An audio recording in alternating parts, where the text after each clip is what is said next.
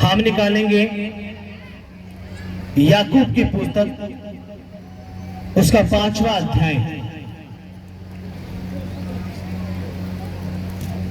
याकूब की पुस्तक उसका 5वां अध्याय हम निकालेंगे। यदि तुम में कोई दुखी है तो वह प्रार्थना करे, यदि आनंदित है तो वह स्तुति के भजन गाए। सभी कहेंगे आमेन। सभी अपने घुटनों पे आएंगे, सभी के सभी अपने घुटनों पे आओ, अपनी आंखें बंद करो, अपने सरों को झुकाएंगे और अपनी जुबान को आपने खोलना। कोई भी गूंगा बन के नहीं रहेगा, आपने अपनी जुबान को खोलना है।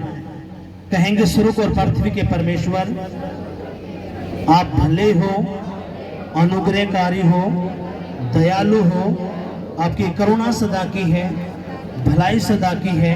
मैं तेरा धन्यवाद करता हूँ। पवित्र आत्मा जी, जो वचन मैंने पढ़ा है, जो वचन मैंने सुना है, इस वचन की गहराई मुझे बताइए, समझ मुझे दीजिए। तेरा ये वचन मेरी आत्मा में जाए, मेरी बुद्धि में जाए, मेरी हड्डियों में जाए, मेरी नसों में जाए, मेरे खून के अंदर जाए, मेरे घरों के अंदर जाए, हमारे परिवार के अंदर जाए और 100 गुना फल लेके आ, यीशु के नाम में आमीन। हालेलुया। यीशु मसीह की अपने दोनों हाथों को उठाएंगे, जोर से हिलाएंगे, अपने दोनों हाथों को हिलाओगे, हिलाओ हिलाओ। कहेंगे पवित्र आत्मा जी, मैं तेरा धन्यवाद करता हूँ।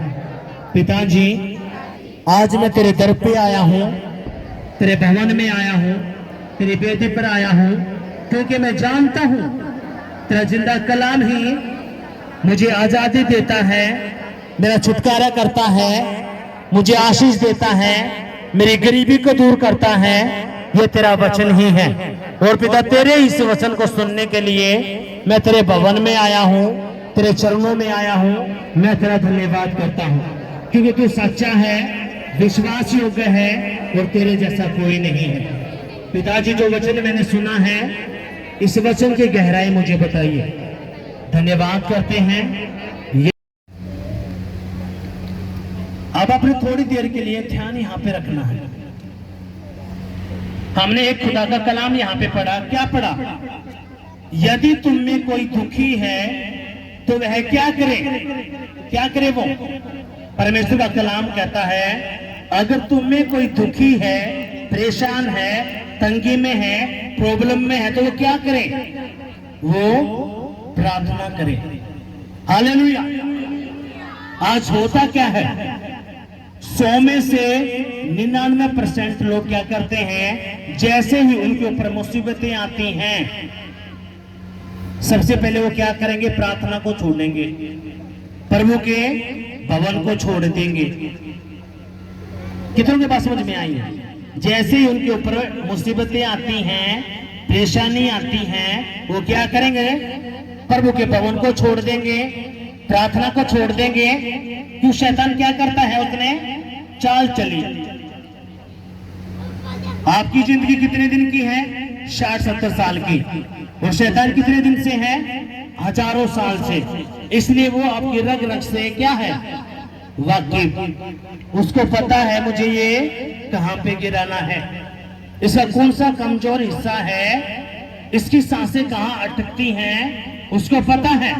इसलिए वो क्या करता है? आपको बेवकूफ बनाता है। जैसे ही आप प्रभु के भवन में आना शुरू करते हो, आप प्रार्थना में, दुआ में आप मजबूत होना शुरू करते हो, शैतान के आग लगना शुरू हो जाती है।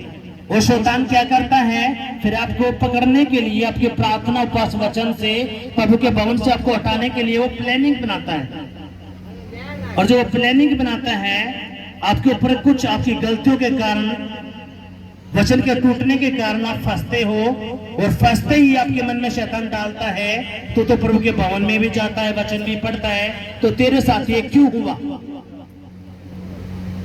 तो इसलिए तू क्या कर? तू प्रार्थना ना कर, तू उपवास ना कर, तू प्रभु के भवन में ना जा। पर लेकिन हमने यहाँ पे कलाम क्या पढ़ा? क्या पढ़ा? यदि तुम में कोई दुखी है तो क्या करे? वह प्रार्थना करे। यदि आनंदित है तो वह क्या करे? स्तुति के भजन गाए। यहाँ पे खुदा ने क्या किया? यहाँ पे आपको बता दिया। क्या बता दिया? अगर तू परेशान हो, दुखी हो, तेरे ऊपर कोई प्रॉब्लम आए, समस्या आए, तो तूने घबराना नहीं है। तूने क्या करना है? प्रार्थना करनी है। कितनों की बात समझ में आया? आज आपको प्रार्थना की ताकत का पता चलेगा। आखिर प्रार्थना की ताकत करती क्या है, और साथ में आपको पता चलेगा शैतान कैसे चाल चलता है। हालेलुया। अब हम चलेंगे निर्गमन की पुस्तक, उसका 15वां अध्याय।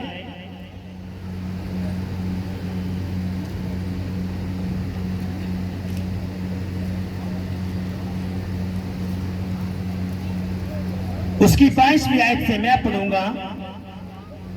जितने भी जन यहाँ पे आते हैं, आपने पेन और कॉपी लेके आना है, और जब ये वचन आपको यहाँ से बताया जाता तो आपने लिखना है, और आप घर पे जाके उस वचन की आपने उन वचनों को पढ़ना है। फिर आप यहाँ से पढ़ के जब आप घर पे जाते हो, तब पढ़ते हो तो आपको गहरे भेदों को पता चलता है। इसलिए आपको डबल बेवकूफ बना के रखता है ना। तो आप पेन कापी, कितने लोग पेन कापी लेके आए हैं? तो खाने के बाद पेन कापी कितने लोग लेके आए हैं? पेन कॉपी मुश्किल से 4-5 लोग। सारे के सारे देखो कितना बेवकूफ शैतान ने बनाया है। इसलिए आपने क्या करना है? पेन और कॉपी आपने साथ लेके आना है, नहीं तो शैतान आपको बेवकूफ बनाएगा और कहेगा तू तो समझदार है, तो ऐसे वचन याद रह जाएगा। वचन ऐसे याद नहीं रहेगा, वो आपकी बुद्धि से चुरा ले जाएगा वचन को। हालेलुया। कितनों की समझ में ये बात आई है? क्योंकि आपकी गरीबी को, कमजोरी को, बीमारी को, अशुद्ध आत्माओं को ये वचन ही आपकी जिंदगी से उखाड़ कर बाहर करेगा। जब तक वचन आपके यहाँ नहीं रहता, यहाँ नहीं छिपता, शैतान नहीं डरने का। इसलिए आपने करना क्या है? ये बातें समझनी है। हालेलुया। यीशु मसीह की जय। खुदा ने कहा अगर तुम में कोई दुखी हो तो क्या करे? बोलो। अगर आप में से कोई दुखी है तो क्या करेगा? बोलो। आवाज नहीं आई? आवाज नहीं आई? हालेलुया। यीशु ने कहा अगर तुम में कोई दुखी है तो क्या करे? प्रार्थना। अगर कोई आनंदित है तो वो क्या करे? परमेश्वर के गीत गाए। अब अपने समझना इन बातों को। निर्गमन की पुस्तक उसका 15वां अध्याय, उसके 22 से मैं पढ़ूंगा। ध्यान देना आपने यहाँ पे। तब मूसा इस्राएलियों को लाल समुद्र से आगे ले गया, और वे सूर नाम जंगल में आए, और जंगल में जाते हुए 3 दिन तक पानी का सोता ना मिला। फिर मारा नामक एक स्थान पर पहुंचे, वहां का पानी खारा था, उसे वे ना पी सके, इस कारण उस स्थान का नाम मारा पड़ा। तब वे यह कहकर मूसा के विरुद्ध बकबक करने लगे, हम क्या पिए? अब अपने ध्यान देना इस बात की ओर। जो मूसा था वो इस्राएलियों को मिस्र से छुड़ा के लेके आया। जब उन्होंने लाल समुद्र को पार कर लिया तो जब आगे चले तो 3 दिन और 3 रात तक कोई भी पानी उनको नहीं मिला। कितनों को बातें समझ में आए? अगर आपको 24 घंटे पानी नहीं मिले, आप अपनी हालत को देख सकते हो। अगर आप 24 घंटे के लिए 2 दिन आप पानी ना मिले आपको, तो कैसी हालत हो जाएगी आपकी? जो आपके चेहरे पे लाली है, क्या हो जाएगा? वो डाउन। और यहाँ पे कितने दिन तक है? 3 दिन तक है, उनको कोई भी पानी नहीं मिला। 3 दिन और 3 रात कोई भी उनको पानी नहीं मिला। इस कारण करके जो पानी उनको मिला वो पानी कैसा था? खारा। और इसलिए जो इजरायली थे वो सारे के सारे मूसा के विरुद्ध क्या करने लगे? बकबक करने लगे, चुगली करने लगे। उन्होंने उसको क्या किया? ताने मारे। हम तो मिस्र में ठीक थे, वहां पे हमारे लिए खाने पीने के लिए सारी चीजें थी, लेकिन इस मूसा ने तो हमें मरवा दिया। हमें बोल क्यों ये जंगल में लेके आया? हम तो गुलामी में ही ठीक थे, बीमारियों में ठीक थे। ये मूसा तो हमें मरवाने के लिए कहां पे आया? जंगल में लेके आ गया और वो सारे के सारे लोग मूसा के पीछे लग गए। जुकर आप लग जाते हो कई बार, जी हमने तो इतने हफ्ते हो गए जी, हमारे इतने काम क्यों नहीं बने, हमने तो प्रार्थना भी करी, हम तो भवन में भी आवे हैं। और जब हम उनका पूछे कितने बजे आप आओ हो, जी 12:30-1 बजे तो आए जा हैं। आप उपवास कर, जी उपवास का तो मैंने बेराए नहीं था, वचन पढ़ो जी बना तो पढ़ना है नहीं आता, कोई सा भी काम आपने करना नहीं आता, राशि चाहिए सारी। और जब तक आप प्रभु के प्रति ईमानदार, पिछले हफ्ते का वचन किसको याद है? पिछले हफ्ते का वचन कितनों का याद है? पिछले हफ्ते का वचन किसी को भी याद नहीं? अगर याद है तो जोर से बोलेंगे। पिछले हफ्ते का वचन किसको याद है? सभी को याद है। आपको पता नहीं पिछले हफ्ते का वचन? जब तक आपको पिछले हफ्ते का वचन आप नहीं देखोगे, देखो सुनो, 2 तरह के लोग हैं, एक मूर्ख और एक समझदार। 2 तरह के लोग दुनिया में पाए जाते हैं, एक मूर्ख होता है, एक समझदार होता है। समझदार को क्या चाहिए? इशारा ही काफी। और मूर्ख को आगे कितने बीन बजाते रहो, कितने कुछ कहते रहो, वो नहीं समझने का। अब आपने देख लो, आप मूर्ख हो या समझदार हो, कौन सी कैटेगरी में हो आप? बोलो, समझदार की में? आवाज नहीं आई। समझदार हो या मूर्ख हो? समझदार हो हाथ उठाएंगे, समझदार वाले हाथ उठाओ, जोर से हाथ उठाओ और कहेंगे मैं समझदार हूं यीशु के नाम में, आमेन, हालेलुया, यीशु मसीह की जय। इसलिए अपनी ये बातें समझनी है। समझदार को क्या चाहिए? इशारा। जैसे ही यहां से एक बातें निकलती हैं, अगर आप उस बात को नहीं कैच करते, नहीं अपनी कॉपी पे लिखते, नहीं आप ऐड करते, तो आप समझो आप क्या हो। क्योंकि डेविल आपको बेवकूफ बना के रखा हुआ है। उसको पता है अगर ये पेन कापी लेके आएगा, जितने भी बड़े बड़े बिजनेसमैन हैं, जो भी अमीर है, आप देखोगे उनके पास एक ना डायरी रहती है। क्या रहती है? डायरी। और कुछ भी होता है उस पर नोट करते हैं वो। इसलिए आपने भी क्या करना है? खुदा के वचन को नोट करना है। क्योंकि खुदा जब आपसे बात करेगा तो आपके वचन, खुदा अपने वचन से बात करेगा। हालेलुया। अब जितने भी इजरायली थे मूसा के आगे क्या करने लगे? बक बक। अब अपने ध्यान देना क्या हुआ। तब वह यह कहकर मूसा के विरुद्ध बक बक करने लगे, हम क्या पिए? अब अगर आपको 3 दिन के लिए पानी ना मिले तो आपकी क्या स्थिति हो जाएगी? बिल्कुल कमजोर, आप अधमरे हो जाओगे पानी ना मिले तो। लेकिन ये जो इजरायली है 3 दिन से कोई भी पानी इनके पास नहीं था। और जब इन्होंने पानी नहीं पिया तो मूसा को भी कोई पानी नहीं मिला था। ये नहीं था कि मूसा पानी पी रहा था, मूसा भी उनके साथ 3 दिन रात से कोई पानी नहीं पी रहा था।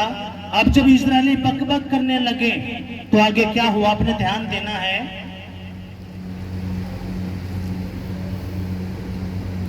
तब मूसा ने यहोवा की दुआई दी। दुआई का मतलब क्या है? तब मूसा ने यहोवा से प्रार्थना की। हालेलुया। जब वो परेशानी में थे, तंगी में थे, बीमारी में थे, कुछ चीज चाहिए थी, तो उन्होंने क्या किया? उन्होंने प्रार्थना करी। और अपने पहला वचन कौन सा पढ़ा? अगर तुम में कोई दुखी है, परेशान है, तंगी में है, प्रॉब्लम में है, तो वो क्या करे? प्रार्थना करे। और हमने क्या देखा? जब 3 दिन से कोई पानी नहीं मिला था, इजरायली प्रार्थना ना करके क्या कर रहे थे? वो कुड़कुड़ा रहे थे। उन्होंने कोई प्रार्थना नहीं करी, वो बस दोस्त पे दोस्त लगा रहे थे। लेकिन मूसा की बुद्धि में एक बात की, क्यों ना मैं प्रार्थना करूं। और जैसे ही मूसा ने प्रार्थना करी, आगे क्या हुआ? तब मूसा ने यहोवा से प्रार्थना की और यहोवा ने उसे एक पौधा बतला दिया, जिसे जब उसने पानी में डाला तब वह पानी मीठा हो गया। हालेलुया। यीशु मसीह आज आपकी जिंदगी को मीठा करने के लिए जा रहा है, आपके परिवार को मीठा करने के लिए जा रहा है, आपके बिजनेस को मीठा करने के लिए जा रहा है। यीशु के नाम में आपके रिश्ते जो कड़वाहट में थे आज वो मीठे हो जाएंगे, वो बन जाएंगे यीशु के नाम में। लेकिन कैसे? कैसे? जब जैसे ही मूसा ने परमेश्वर से प्रार्थना की, यहोवा ने उसको क्या बतलाया? अब तू एक काम कर, जितना भी खारा पानी है तो एक पौधा ले और इस पौधे को क्या करे, इस तालाब के अंदर, इस पानी के अंदर मिला दे। जैसे ही तू मिलाएगा ये पानी कैसा हो जाएगा? मीठा। और मैंने क्या कहा? आपने घरों की अपने फोटो लेके आनी है। हालेलुया। जैसे ही प्रार्थना करी मूसा ने तो यहोवा ने क्या कहा? कोई नहीं, तू एक काम कर, एक पौधा ले और इस पौधे को क्या कर, पानी में मिला दे। पानी तो खारा है, एक काम करो, आप जितने भी खारा पानी है आप भी पौधा मिला दे उसमें, वो मीठा हो जाएगा। आपने समझना इन बातों को। और जैसे ही मिलाया वो सारा का सारा पानी क्या हो गया? मीठा हो गया। खुदा ने मुझे क्या बोला? खुदा ने कहा अपने लोगों से कह देना वो अपने घरों की फोटो लेके आए। कितनों के वचन समझ में आ रहा है? अगर आ रहा तो जोरदार तालियां बजाएंगे। अपने घरों की फोटो आपने लेके आनी है। एक पेज आपने लेना है बड़ा, इतना सारा, और उस पे बड़े बड़े अक्षरों में लिखना है बहुत अच्छे से, शांति का घर। और जैसे आप यहाँ पे लेके आओगे और जब उसके ऊपर ले हैंड होगा, परमेश्वर की आत्मा का टच, उसकी फायर उस पेज के ऊपर आएगी, उस घर के ऊपर आएंगे। और जैसे आप लगाओगे अपने घरों में, आपके घरों के ऊपर जितना भी विचक्राफ्ट है, जो सपने आपको आते हैं, जो घरों के ऊपर अटैक हो, सारा का सारा क्या हो जाएगा? यीशु मसीह के नाम में वो खत्म होने के लिए जा रहा है। हालेलुया। अब ये कैसे हुआ? ये मैं प्रार्थना की ताकत आपको बताता हूं। कितने लोग क्या करते हैं, जैसे ही उनके ऊपर मुसीबतें आती हैं, परेशानी आती है, उनका टेस्ट होता है तो वो क्या करते हैं? वो प्रार्थना ही नहीं करते। अब आपने क्या करना है? जब भी आपके ऊपर मुसीबतें, परेशानी, दिक्कत आती है तो आपने खुदा से प्रार्थना करनी है। क्यों? जब आप प्रार्थना करोगे तभी उसका क्या है, आपको उत्तर मिलेगा। कैसे? जैसे 3 दिन रात से पानी से तड़प रहे थे, कोई पानी नहीं था, पानी भी मिला तो क्या मिला? खारा। इसलिए आपने करना क्या है? जब भी आपके ऊपर मुसीबतें पड़ती हैं, परेशानियां आती हैं, तो अपने आंखें बंद करके चुपचाप प्रार्थना करनी है।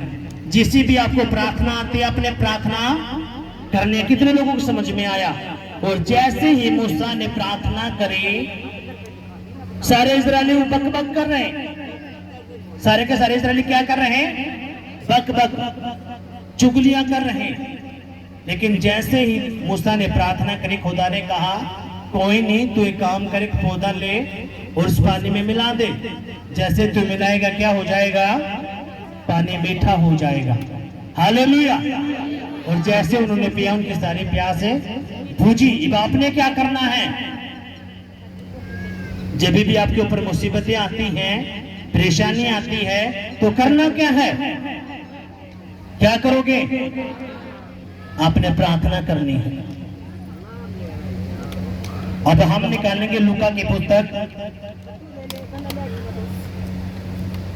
उसका 6वां अध्याय।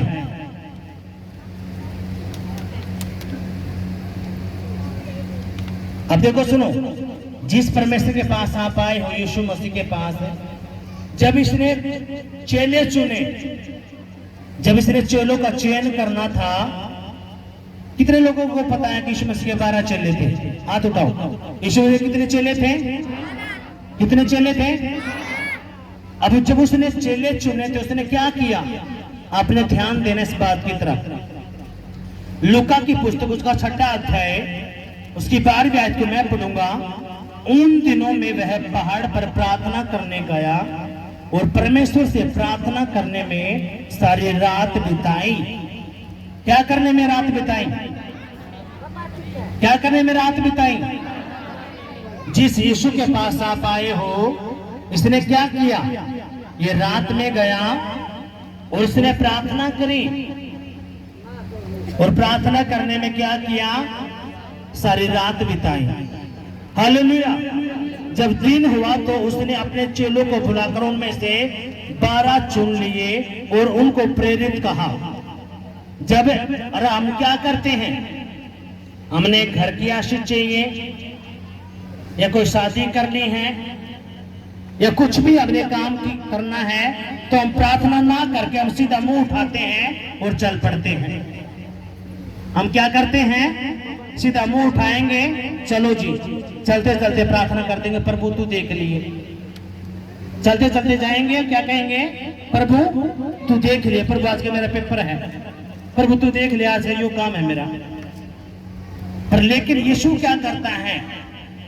यीशु मसीह ने अपने 12 चेले चुनने थे, क्या करने के लिए? लोगों का छुटकारा करने के लिए।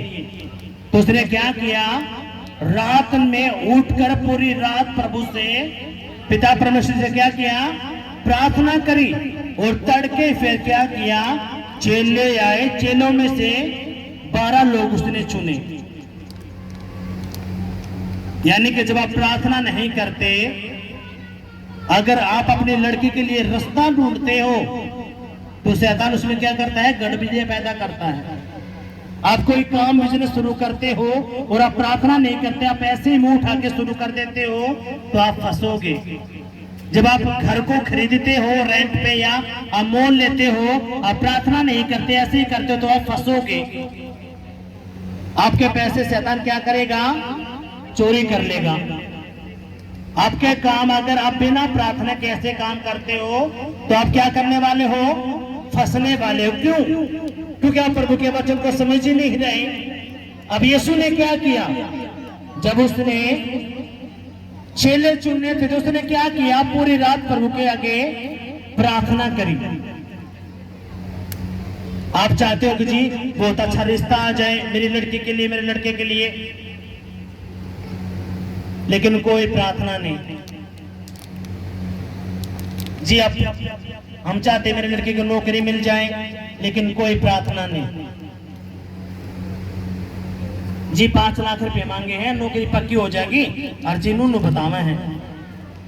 शैतान आपको बेवकूफ बना रहा है। अगर लेकिन आप प्रार्थना कर रहे हो, आप उपवास में हो, प्रार्थना कर रहे हो और अपने अगुओं को भी बता रहे हो ये बातें, और जो आपके लिए प्रार्थना करता तो खुदा क्या करेगा?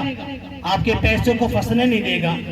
और जो नौकरी आपके बच्चे के लिए ठीक है, वो क्या करेगा? उसको वो देगा। हालेलुया। कितनों को समझ में आई ये बातें? आज भी इस बात का बताने का मतलब क्या है? खुदा चाहता है जितने भी मेरे लोग हैं, चाहे वो उनका छोटा काम है, बड़ा काम है, कुछ भी क्यों ना हो, वो सबसे पहले क्या करें? क्या करें? क्या करें? हालेलुया। वो प्रार्थना करें। क्या करें? प्रार्थना करें। दूसरा क्या करें? जब उनके ऊपर मुसीबतें आ रही हो, परेशानी आ रही हो, समस्या आ रही हो, उस टाइम पे क्या करना है? उस टाइम पे जहां पे आप 10 मिनट प्रार्थना करते हो, और जब आपके ऊपर कोई अटैक आ रहा है, कोई मुसीबत परेशानी आ रही है, तो आपने उस टाइम पे अपने आध घंटा 40 मिनट या 1 घंटा आपने प्रार्थना करनी है। क्योंकि आपका जो दुश्मन है वो आपसे ज्यादा ताकतवर हो गया है। वो आपसे ज्यादा ताकतवर होने के कारण वो आपके ऊपर अटैक कर रहा है। अब आपने क्या करना है? जैसे आपके ऊपर मुसीबतें परेशानी आती हैं, अब इस वचन को आपने यहाँ पे रखना है, यहाँ पे आपने बुद्धि के अंदर छिपाना है।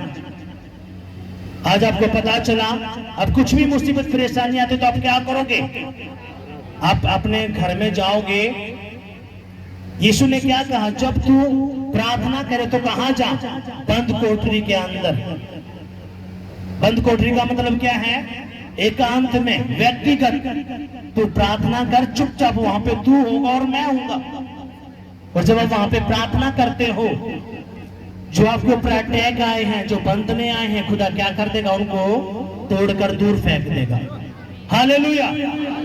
यीशु मसीह की जय। अब यीशु मसीह ने जब 12 चेले चुने थे तो क्या किया, उसने पिता से प्रार्थना करी, और प्रार्थना करने में उसने पूरी रात बिता दी।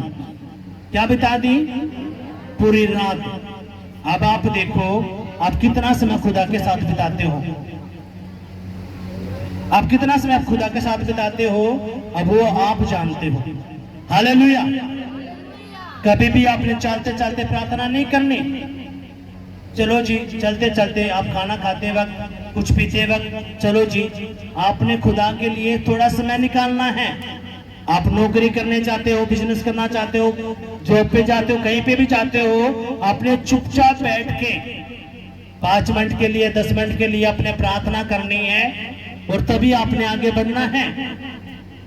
अगर आपको गैर भाषा का वरदान मिला है, अगर आपने नहीं मिला तो प्रार्थना करो प्रभु आपको गैर भाषा का वरदान दे।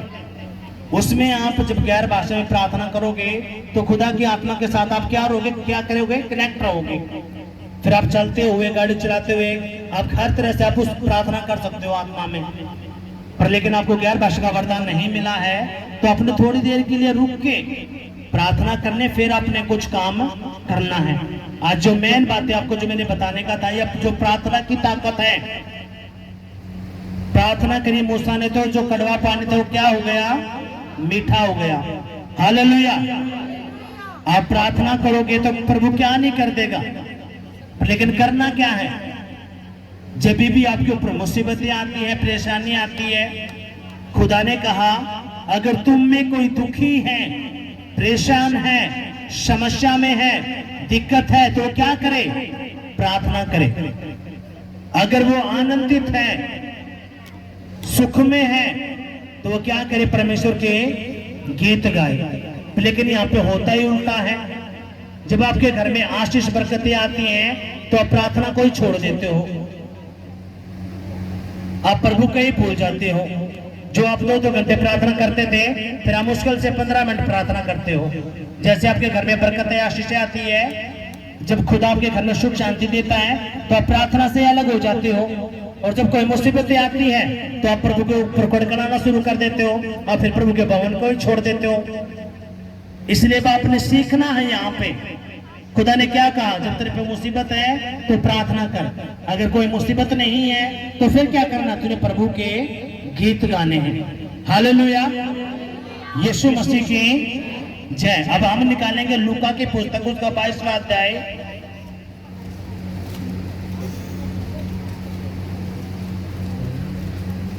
उसका 39वीं आयत। ये जो मैं आपको बता रहा हूं, ये मैं आपको प्रार्थना की जो ताकत है ना, यीशु मसीह ने कुछ भी काम किया तो उसने पहले क्या किया, प्रार्थना की। वो मुंह उठा के नहीं गाया।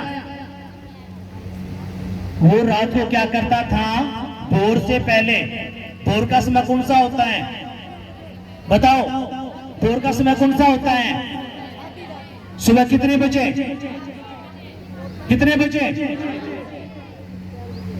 आवाज नहीं है, कितने बजे, और बाइबल क्या कहती है, आप कहते हो 3 या 4 बजे, यही बोला ना आपने, 3 और 4 का क्या है, ये भोर का समय।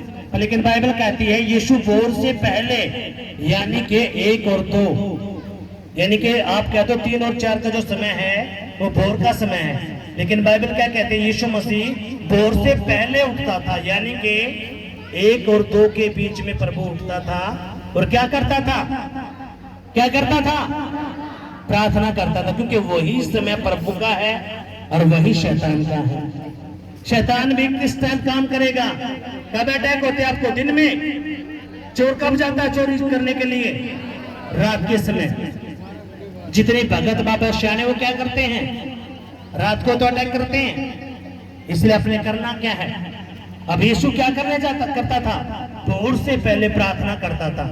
वो क्या प्रार्थना करता था, अभी जिसके पास आप आए हो, जब वो रात को प्रार्थना करता है तो आपको कितनी जरूरत होगी, आप लोगों को कितनी प्रार्थना की जरूरत होगी। आप देखो,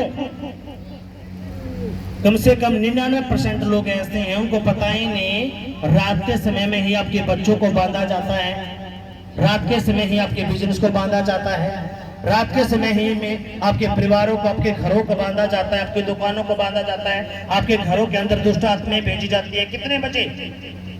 रात के समय। जो भगत बाबा जो शाने हैं ना, जो प्रभु में आ गए हैं, जब हम उनसे पूछते हैं जी कितने बजे होता था, तो बताते प्रभु के दास इतने बजे हम ये काम करते थे। क्यों करते थे? ये आपने समझना है इन बातों को। इसलिए यीशु मसीह भोर से पहले क्या करता था? प्रार्थना। क्या प्रार्थना करता था? इसलिए आपने समझना है इन बातों को। अब ये जो प्रार्थना का समय है, खुदा के वचन का समय, आप ध्यान देने शायद की हो। लूका की पुस्तक उसका 22वां अध्याय उसकी 39वीं आयत को मैं पढ़ूंगा। तब वह बाहर निकलकर अपनी रीति के अनुसार जैतून के पहाड़ पर गया और चेले उसके पीछे हो लिए। यीशु कहाँ गया? अपनी रीति के अनुसार का मतलब क्या है? यानी कि वो रोज प्रार्थना करने के लिए जाता था। कहां पर? जैतून के पहाड़ पर। जैतून के पहाड़ पर क्या करने के लिए जाता था वो? प्रार्थना करने। कितना टाइम था वो? भोर से पहले। और आप में से बहुत सारे मेरे भाई मेरी बहन रात को पानी भी नहीं पीते होंगे, बाथरूम करने के लिए भी नहीं जाते होंगे। क्यों? डर लगता होगा, शैतान को डराता होगा। लेकिन यीशु ने के बाद कहा जो मेरा बेटा बेटी होगा उसके अंदर मैं अपना आत्मा भेज दूंगा, और मेरा आत्मा डर का नहीं है, सामर्थ का है। जब यीशु मसीह आपके अंदर आ जाता है, सबसे पहले क्या करता है? वो आपके डर को ही उखाड़ कर बाहर फेंकता है। अगर आपको डर लगता है तो उसका मतलब क्या है? आप यीशु के पास आ तो गए, उसकी ताकत को आप नहीं समझ पा रहे। हालेलुया, यीशु मसीह की जय। अब यीशु क्या करने के लिए जाता था? जैतून के पहाड़ पर प्रार्थना करने के लिए। हालेलुया। और कौन सी प्रार्थना? जो यहां से निकलती थी, दिल से। ये प्रार्थना नहीं आप फोन भी देख रहे हो, आप खाना भी खा रहे हो, आप पानी भी पी रहे हो, साइड पे टीवी भी चल रहा है, यह प्रार्थना नहीं। वो वाली प्रार्थना व्यक्तिगत। जब आप प्रार्थना करते हो तो आपका फोन आपसे दूर हो जाएगा, आप एकांत में बैठोगे खुदा के साथ, और उस बीच में खुदा बात करता है। हालेलुया। कितने में बात समझ में आई है? अब हम आगे देखेंगे। तब वह बाहर निकलकर अपने रीति के अनुसार जैतून के पहाड़ पर गया और चेले उसके पीछे हो लिए। उस जगह पहुंचकर उसने उनसे कहा, प्रार्थना करो कि तुम परीक्षा में ना पड़ो। कितनी बड़ी बात कह दी। अब यीशु क्या कहता है? किनसे? अपने चेलों से। क्या कहा? तुम भी प्रार्थना करो। क्यों प्रार्थना करो? ताकि तुम्हारे ऊपर कोई मुसीबत, परेशानी, समस्या ना पड़े। इसका मतलब क्या है? अगर आप प्रार्थना नहीं करोगे तो आपके ऊपर क्या हो जाएगा? मुसीबतें भी आएंगी, परेशानी भी आएंगी, दिक्कतें भी होंगी, आप परीक्षाओं में जाओगे। कितनों की बातें समझ में आई हैं? अगर आए तो जोरदार तालियां बजाएंगे। यीशु मसीह अपने चेलों के साथ कहां गया? जैतून पहाड़ पर। और जब जैतून पहाड़ पर गया तो यीशु ने कहा अपने चेलों से कि एक काम करो, तुम क्या करो? तुम प्रार्थना करो ताकि तुम पे कोई मुसीबत, परेशानी ना आए। इसका मतलब क्या है? अगर आप प्रार्थना नहीं करोगे तो आप मुसीबतों में, समस्याओं में, परेशानी में आ सकते हो। अगर आप निकलना चाहते हो तो आपने क्या करना पड़ेगा? आपने प्रार्थना करनी पड़ेगी। एक प्रार्थना कौन सी है? जो खुदा का दास करता है आपके लिए। लेकिन एक प्रार्थना और भी है। कौन सी? जब आप अकेले करते हो, व्यक्तिगत। और खुदा चाहता है कि मेरे लोग क्या करें? प्रार्थना। अब आपने करना क्या है? हम जो प्रार्थना करते हैं ये एक अलग मैटर, ये आपको चार्ज करता है, आपको मसा अभिषेक देता है। क्या करने के लिए? आपको सिखाने के लिए, शैतान को बाहर फेंकने के लिए। लेकिन जब आप खुदा से एकांत में प्रार्थना करते हो, खुदा बात करता है आपसे, वो आपको सिखाता है। हालेलुया, यीशु मसीह की जय कितनों को बातें समझ में आई हैं? यीशु ने क्या कहा? तुम प्रार्थना करो ताकि तुम मुसीबत में, परीक्षा में ना पड़ो। अब आपने आगे ध्यान देना इस बात की ओर। उस जगह पहुंचकर उसने उनसे कहा प्रार्थना करो कि तुम परीक्षा में ना पड़ो, और वह आप उनसे अलग एक ढेला फेंकने की दूरी पर गया और घुटने टेककर प्रार्थना करने लगा। क्या करके? घुटने टेक कर क्या करने लगा? प्रार्थना करने लगा। कौन? यीशु मसीह। आप जिसके पास आए हो, क्या नाम उसका? यीशु। जब इसको इतनी प्रार्थना की जरूरत है तो आपको कितनी होगी? हालेलुया, यीशु मसीह की जय। अब अपने आगे ध्यान देना है। घुटने टेककर प्रार्थना करने लगा और कहा, हे पिता, यदि तू चाहे तो इस कटोरे को मेरे पास से हटा ले, तो भी मेरी नहीं परंतु तेरी ही इच्छा पूरी हो। अब आपने थोड़ा ध्यान देना है। यीशु मसीह को पहले से ही पता था, परमेश्वर की आत्मा ने प्रभु को बताया था क्या? अब तू क्रूस पर चढ़ाया जाएगा, तुझे 39 कोड़े लगेंगे, तेरे बाल को नोचा जाएगा, तेरा कतरा कतरा बहा दिया जाएगा, तुझे लात लगेगी, तेरे बालों को फाड़ देंगे, गुस्से मारेंगे, थूकेंगे। सारी बातों को प्रभु को पता था, इसलिए वो प्रार्थना करने के लिए गया और क्या कहा? हे पिता, अगर हो सके तो ये जो कटोरा, जो ये मुझ पे ये मुसीबत आने वाली है, इसको तू हटा दे, पर लेकिन फिर भी मेरी नहीं तेरी इच्छा मेरी जिंदगी में पूरी हो। अगर यीशु मसीह हमारे पापों के लिए, गुनाहों के लिए नहीं मरता तो आपके लिए, मेरे लिए पता कौन सी जगह तैयार थी? नरक की आग। कौन था अपने लिए? क्या रेडी था? वो नरक की आग में आप जाने वाले थे। अगर यीशु मसीह क्रूस पे नहीं चढ़ता, अगर उसको 39 कोड़े नहीं लगते, वो अपना खून का कतरा कतरा नहीं बहाता आपके लिए, मेरे लिए, तो आपने, आपकी और मेरी एक डेस्टिनी थी, कहां पे? नरक की आग में आपने जाना था। लेकिन यीशु मसीह ने उस मृत्यु को क्या किया? अपने ऊपर ले लिया। हालेलुया। और जब उसने अपने ऊपर ले लिया तो जो नरक में हम जाने वाले थे, अब हम वहां पे नहीं जा सकते। क्यों? क्योंकि यीशु मसीह हमारे पापों के लिए मारा गया, गाड़ा गया और तीसरे दिन मुर्दों में से जिंदा हो गया। अब उसने किस पे फतह पा ली? उसने मृत्यु के ऊपर फतह पा ली। उसने क्या कहा? जो मुझ पे विश्वास करेगा वो भी मुर्दों में से जिंदा हो जाएगा। हालेलुया। और जब यीशु मसीह हमें लेने के लिए आएंगे तो हम उठाए जाएंगे। अगर जब यीशु ये काम नहीं करता तो नरक की आग में जाना था। इसलिए जब आप प्रभु में आ जाते हो, जब आप उसके असली बेटा बेटी बनते हो, आपको वचन समझ में आता, तो आप मृत्यु से नहीं डरते। आप मृत्यु से नहीं डरते। आपको पता है मेरे दोनों हाथों में लड्डू है।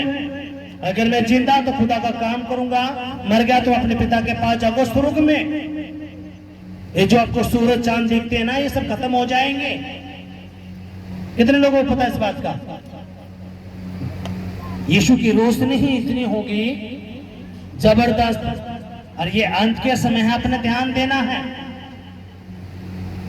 आज जो आपने सीखा, क्या सीखा?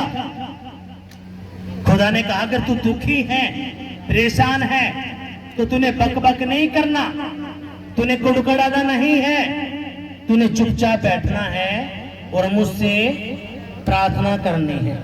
कितने लोगों को समझ में आया? क्योंकि हमने पढ़ा पहला वचन क्या? अगर तुम में कोई दुखी है, परेशान है, तो वो क्या करे? प्रार्थना करे। आपने इजरायली नहीं बना। वो इजरायली मूसा क्या करे? बकबक कर रहे, कुड़कुड़ा रहे। लेकिन रिजल्ट कैसे आता है आपको पता चला? रिजल्ट आएगा प्रार्थना के द्वारा। आपका कोई भी मैटर है, कोई भी केस है, तो आज आपको पता चला कि मैंने प्रार्थना करनी है, क्योंकि प्रार्थना के द्वारा ही क्या होगा? सारे के सारे केस हल होंगे। हालेलुया। इसलिए अपने अगले हफ्ते करना क्या है? अपने घर की फोटो खींचनी है अपने फोन के अंदर, अगर फोन नहीं है तो आपने कैसे फोटो लेके आना है। दूसरा एक पेज आपने लेना है, थोड़ा बड़ा पेज लेना है और उस पे आपने लिखना है शांति का घर और उसकी लेमिनेशन आपने करवानी है। ये मैं बार बार क्यों आपको बता रहा हूं, क्योंकि आप में से ऐसे लोग हैं जो अब तक आ रहे हैं, 2:15 का टाइम है, अब तक लोग आ रहे हैं, देख लो, और वो चाहते हैं कि मेरी जिंदगी में प्रभु क्या करे, काम करे। जब तक आप खुदा के प्रति दिल से नहीं कनेक्ट होते, कुछ नहीं होने का। इसलिए आपने समझना है। मैंने बताया 2 तरह के लोग हैं, एक मूर्ख, एक समझदार। मूर्ख को कितने बताए जाए वो अपनी चलाएगा, लेकिन समझदार को एक इशारा चाहिए, वो क्या करेगा तभी समझ जाएगा। ऐसे यीशु ने क्या कहा, 5 मूर्ख कवारी थी और 5 समझदार थी। लेकिन जो समझदार कवारी थी उनके अंदर क्या था, उनकी कुप्पी के अंदर तेल था, क्योंकि जैसे यीशु उनसे बात करता वो अपनी कॉपियों पे लिखती और वो ऐसे ही करती। लेकिन 5 मूर्ख कौन थी, वो कितने उनको बताओ, अपने कानों पे से उनको उतारती थी। अब आपने चेक करना, मैं मूर्ख हूं या मैं समझदार हूं। आप समझदार हो तो आप क्या करोगे, आपको पता है 6 दिन काम करना है, 7वें दिन प्रभु के भवन में आना है और प्रभु का भवन लगता है 10 बजे। आपको इन बातों को पता चलेगा। आप खुदा के प्रति, उसके वचन के प्रति आप ईमानदार, वफादार और पवित्रता में रहोगे। हालेलुया। यीशु मसीह की कितनों के बात समझ में आई है? अगर आई है तो जोरदार तालियां बजाएंगे, जोर से जोर से जोर से। हालेलुया। यीशु मसीह की जय। और जब आप प्रार्थना करते हो तो आपने क्या करना है, अपने बच्चों के लिए जिद नहीं करनी, प्रभु मुझे तू दे, यो दे, यो दे, यो दे, नहीं। जैसे यीशु ने कहा, पिता मैं चाहता हूं ये कटोरा मुझसे टल जाए, लेकिन फिर भी मेरी नहीं तेरी मर्जी मेरी जिंदगी में पूरी हो। अब आपने क्या करना, क्या है, जब आप प्रार्थना करते हो तो अपने पीछे ये बात जरूर बोलनी है, प्रभु मैं तो चाहता हूँ ये घर मुझे मिल जाए। आपने देखना है आप कौन सी आशीष चाहते हो, नौकरी की, घर की, बच्चे की, शादी की, आप कोई भी आशीष आप चाहते हो। जब आप प्रार्थना करते हो तो आपने जरूर कहना, प्रभु मैं चाहता हूँ कि ये घर मुझे मिल जाए, लेकिन खुदा मेरी नहीं तेरी मर्जी पूरी हो। आप चाहते हो कि आपकी लड़की का अच्छा सा रिश्ता हो जाए, आपके लड़के का हो जाए, तो आपने जब आप प्रार्थना करते हो आपने कहना, परमेश्वर मैं चाहता हूं कि ये रिश्ता हो, लेकिन फिर भी मेरी नहीं परमेश्वर है तेरी मर्जी मेरी जिंदगी में पूरी हो। ऐसे ही नौकरी की है, आप चाहते हो कि नौकरी मेरे लिए बहुत बढ़िया है, लेकिन खुदा जानता है आपके लिए क्या बेटर है। आपने कहना, परमेश्वर मैं तो चाहता हूँ ये नौकरी मुझे मिल जाए, लेकिन खुदा फिर भी मेरी नहीं तेरी मर्जी पूरी, क्योंकि तू जानता है मेरे लिए क्या बेटर है कि नहीं? या आप जानते हो प्रभु से बढ़ के? कौन जानता है? प्रभु तो जानता आपसे बढ़कर। बताओ, आपकी आवाज नहीं आ रही ना आपकी तालियां आ रही, इसका मतलब क्या है? आपको समझ ही नहीं रही। जो मैं यहां से जो शब्द बोल रहा हूं, जो भाषा बोल रहा हूं, आपको समझ में आ रही है? आ रही है समझ में? अगर आ रही है तो आपने ध्यान देने इन बातों की तरफ। इसलिए जब आप प्रार्थना करते हो क्या करोगे, लास्ट में आपने जरूर ये बात बोलनी है कि परमेश्वर मेरी नहीं परमेश्वर तेरी मर्जी मेरी जिंदगी में पूरी हो। अब यहाँ पे आप सही प्रार्थना करते हो। सही मायने में प्रार्थना कौन सी है? यही वाली जब आप जिद करते हो फिर कुछ नहीं होता, परमेश्वर दे भी देता है, फिर बाद में आप रोते हो, पर क्यों मेरे तो दूर कर ले। एक बहन थी, उस बहन ने प्रभु के दास प्रार्थना करो मेरा घर बच जाए, प्रार्थना करी, खुदा ने उसका घर बकवा दिया। बाद में आई, प्रभु के दास प्रार्थना करो मेरा जो घर बिके तो मुझे वापस मिल जाए। मैं कहा क्या हो गया जी? ये बात होगी। प्रार्थना करी। इसलिए आपने समझना है, आपने मूर्ख नहीं बनना, समझदार बनना है। समझदार के मैंने गुण आपको बता दिए। जब आप प्रार्थना करते हो अपने चलते चलते प्रार्थना नहीं करनी, आपने थोड़ा समय निकालना खुदा के लिए। और जब प्रार्थना करते तो कहना, खुदा मेरी नहीं तेरी मर्जी मेरी जिंदगी में पूरी हो। जब आपके ऊपर अटैक होते हैं, अटैक का मतलब आपके पेट में दर्द है, छाती में दर्द है, कुछ और मुसीबतें हैं, तो आपने कुड़कुड़ाना नहीं, आपने प्रार्थना करनी। अपने प्रेयर लाइन नंबर पे अपनी फोटो भेजनी, अपनी प्रार्थना करवानी है, वहीं से आपको क्या निकलेगा, रिजल्ट आएगा। हालेलुया। अगर आपको समझ में आता, आप जोरदार तालियां बजाएंगे, जोर से जोर से जोर से जोर से। हालेलुया। यीशु मसीह की जय। अपने